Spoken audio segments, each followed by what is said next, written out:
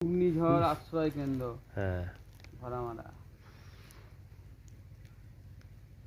এই মুহূর্তে আমরা আছি ঘোড়ামারায়।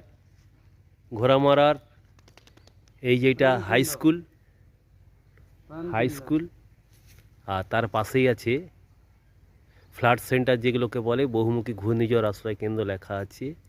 জুম করে দেখাচ্ছি আপনাদেরকে, এই জুম করে দেখাচ্ছি। এইটা হচ্ছে সে ফ্লাড সেন্টার।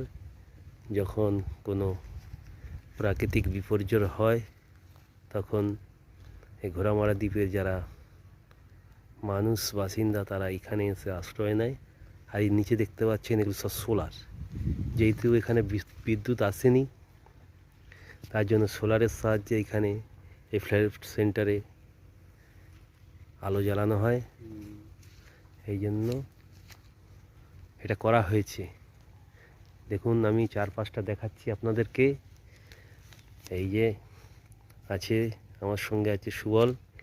আমরা দুজনেই আজকে এসেছি ঘোড়ামারায় পরিদর্শনে। হ্যাঁ হ্যাঁ, অনেক দিন এর আগে একবার এসেছিলাম, কিন্তু তখন ঘোড়ামারা বাজারেও আসিনি আর এই দিকেও আসিনি।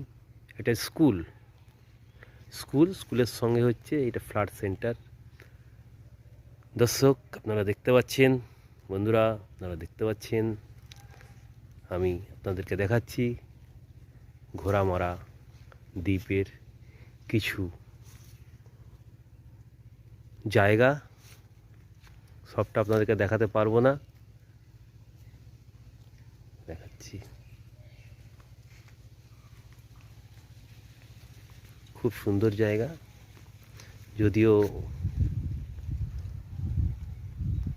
এই দ্বীপটা প্রায় এখন ভগ্নপ্রায়। অনেক অধিবাসী এখানে ছেড়ে চলে গেছেন। প্রতি বছরই প্রাকৃতিক বিপর্যয় হয়।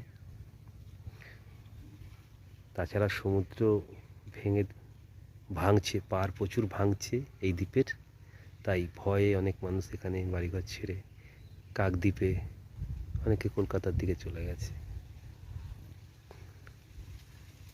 সবাইকে ধন্যবাদ জানিয়ে আমার ভিডিও শেষ করছি।